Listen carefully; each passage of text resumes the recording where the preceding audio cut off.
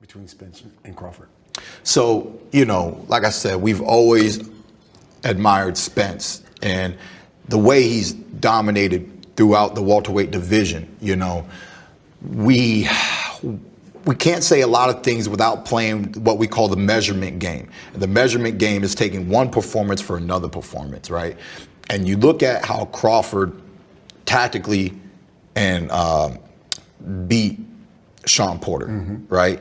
And then you look how Spence stood there and took everything and seemed to struggle a little bit, though he's very strong second half fighter, like the second leg of a race, He's a very, very strong. So he struggled in the Brook fight as well, right? But he finished tremendously, But Crawford is also known for being a good finisher.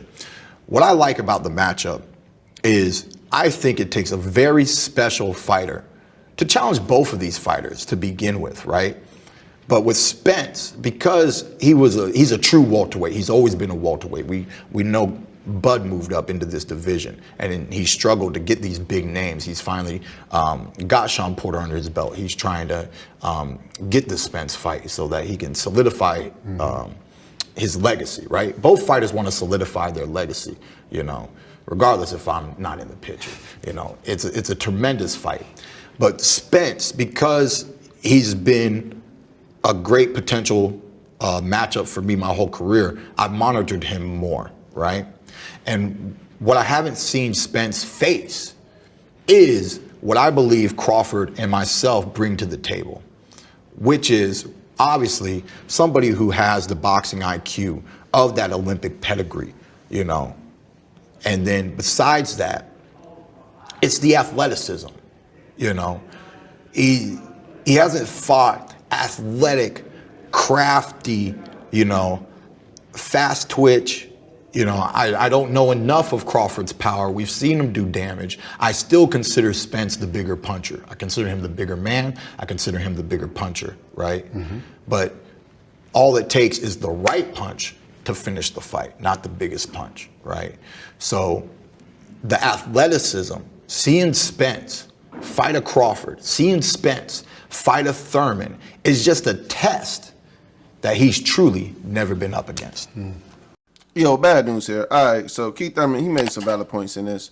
And Spence never fought nobody like Crawford, and Crawford never fought nobody like Spence. Now, Keith Thurman, we all know that Spence wanted that fight with Keith Thurman for a long time. So Keith Thurman never get that fight, it's only understandable, all right? Now, do we want to see Keith Thurman before Crawford Spence? Of course not. We always want to. We know what we want next. Yeah, a lot of people saying Keith Thurman should fight Jaron Ennis, but that will be a good fight. All right, the athleticism, no. The way he broke down Spencer Crawford was actually making a lot of sense. Spence never fought nobody with the athleticism that Crawford has. And Crawford is a Hall of Famer. Pound for pound, went through multiple different divisions, while Spence been at one division the whole time. And that's why you can feel strong about Spence, but at the same time, I see how people feel their way about Crawford. I'm going to do another video today just breaking down some of the pros and their thoughts about who will win about Spence and Crawford, and as surprisingly, a lot of them was picking Crawford. Y'all slide in the comment section. Let me know who y'all got. Y'all got Crawford. Y'all got Spence. I'm getting a lot of both sides right here. I get strong arguments for Spence. I get strong arguments for Crawford. Me, personally, I'm taking Spence. But the pros, according to them, they all got Crawford. But let me know what y'all think. Peace out.